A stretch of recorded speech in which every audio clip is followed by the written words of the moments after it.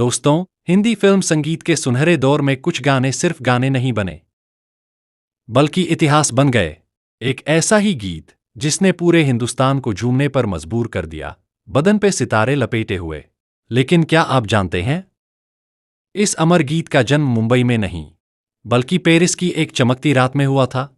कैसे गीतकार हसरत जयपुरी ने एक फ्रांसीसी नर्तकी को देखकर वो जादुई पंक्ति लिखी, कैसे शंकर और जयकिशन ने इस धुन पर सब कुछ दांव पर लगा दिया, और कैसे मोहम्मद रफ़ी की आवाज़ ने इस गीत को हमेशा के लिए अमर बना दिया। आज की इस वीडियो में हम आपको ले चलेंगे उस रिकॉर्डिंग रूम के अंदर, जहां सुरों, जुनून और विश्वास ने मिलकर रचा था एक ऐसा जादू जो आज भी हर महफिल की शान है। तो वीडियो को आखिर तक जरूर देखिए, क्योंकि यह सिर्फ एक गाने की कहानी नहीं, बल्कि भारतीय संगीत के स्वर्णिम इतिहास का सबसे चमकदार अध्याय है। यह कहानी 1960 के दशक की है। पेरिस की एक चमकती रात में गीतकार हसरत एक नाइट क्लब में बैठे थे। वहां उन्होंने एक फ्रांसीसी नर्तकी को देखा, जिसकी पोशाक पर अनगिनत सितारे जड़े थे। वह रोशनी में ऐसे चमक रही थी जैसे कोई सपना हो। हसरत के दिमाग में तुरंत एक पंक्ति कौंधी, बदन पे सितारे लपेटे हुए। मुंबई लौटकर हसरत सीधे संगीतकार शंकर के पास पहुंचे। उन्होंने अपनी डायरी खोली और वह जादुई शब्द पढ़कर सुनाए। शंकर, जो हमेशा कुछ नया करने की ताक में रहते थे, उन शब्दों को सुनते ही झूम उठे। उन्होंने अपनी उंगलियों से मेज पर एक तेज ताल छेड़ दी। हसरत, यह महज एक गाना नहीं, यह एक धमाका होगा, शंकर ने उत्साह से कहा। लेकिन सफर इतना आसान नहीं था। फिल्म के निर्माता फिरोज इस धुन को लेकर संशय में थे। जब शंकर ने उन्हें शुरुआती धुन सुनाई, तो फिरोज भड़क गए। यह क्या है? यह बहुत तेज है। भारतीय दर्शक इसे कभी स्वीकार नहीं करेंगे।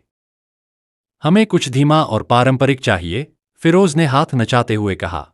शंकर के साथी जय ने स्थिति को संभाला।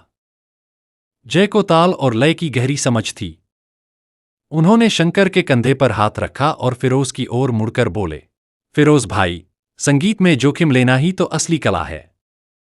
यह धुन पेरिस की गलियों से आई है, इसे दुनिया गाएगी। जय और शंकर की जोड़ी का यह अटूट विश्वास ही उनकी सबसे बड़ी ताकत थी। रिकॉर्डिंग का दिन आया। स्टूडियो के बाहर तनाव का माहौल था, लेकिन जैसे ही रफ़ी साहब ने प्रवेश किया, माहौल बदल गया। रफ़ी के चेहरे पर हमेशा की तरह एक सौम्य मुस्कान थी। जय ने उनका स्वागत किया और उन्हें गाने की ऊर्जा और पेरिस के उस दृश्य के बारे में बताया जिसने इस गीत को जन्म दिया था। शंकर ने रफ़ी को हारमोनियम पर धुन सुनाई। गाने में कुछ जगह ओहो हो और आहा हा जैसे आलाप थे, जो बहुत ऊंचे सुरों में थे। शंकर ने पूछा, रफ़ी भाई, क्या आप इसे इतनी तेजी और ऊंचाई के साथ निभा पाएंगे? रफ़ी ने अपनी आंखें बंद की और बस इतना कहा, शंकर भाई, सुरों का जादू तो ऊपर वाले के हाथ में है, मैं बस एक जरिया हूं। माइक्रोफोन के सामने खड़े होकर रफ़ी ने जैसे ही अपनी आवाज निकाली, स्टूडियो की दीवारें गूंज उठीं। उनकी आवाज में वही शरारत, वही कशिश और वही मस्ती थी जो पेरिस की उस रात में थी। उन्होंने हर ऊंचे सुर को इतनी सहजता से छुआ कि वहां मौजूद हर शख्स मंत्रमुग्ध हो गया। गाने के बीच में जब वह प्रसिद्ध हंसी और पुकार आई, तो जय ने उत्साह में आकर ताली बजा दी। रफ़ी साहब ने महज शब्दों को नहीं गाया था, बल्कि उन्होंने उस सितारे जड़े लिबास की चमक को अपनी आवाज में पिरो दिया था। रिकॉर्डिंग रूम के बाहर खड़ा हर संगीतकार तालियां बजाने पर मजबूर हो गया। रिकॉर्डिंग खत्म होने के बाद निर्माता फिरोज के पास कहने के लिए शब्द नहीं थे। वह रफ़ी के पास आए और उनकी जादुई आवाज के सामने नतमस्तक हो गए। मैंने गलत सोचा था, उन्होंने स्वीकार किया, यह गाना इतिहास रचेगा। रफ़ी ने विनम्रता से फिरोज का हाथ थाम लिया। शंकर और जय की जिद जीत चुकी थी। बदन पे सितारे लपेटे हुए रिलीज हुआ और एक तूफान की तरह पूरे देश में छा गया। सालों बीत गए, लेकिन शंकर जयकिशन की वह धुन, हसरत के वो शब्द और रफ़ी साहब की वह आवाज आज भी हर महफिल की जान है। यह कहानी हमें सिखाती है कि जब हुनर और अटूट विश्वास मिल जाते हैं, तो कालजयी रचनाओं का जन्म होता है।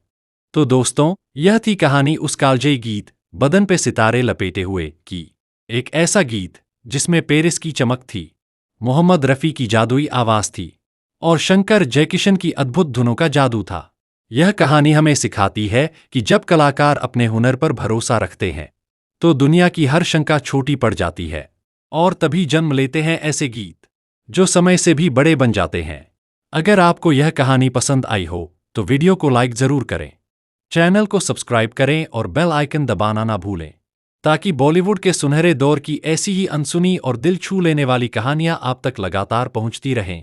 मैं आपसे फिर मिलूंगा एक नई कहानी और संगीत के नए जादू के साथ। तब तक के लिए नमस्कार।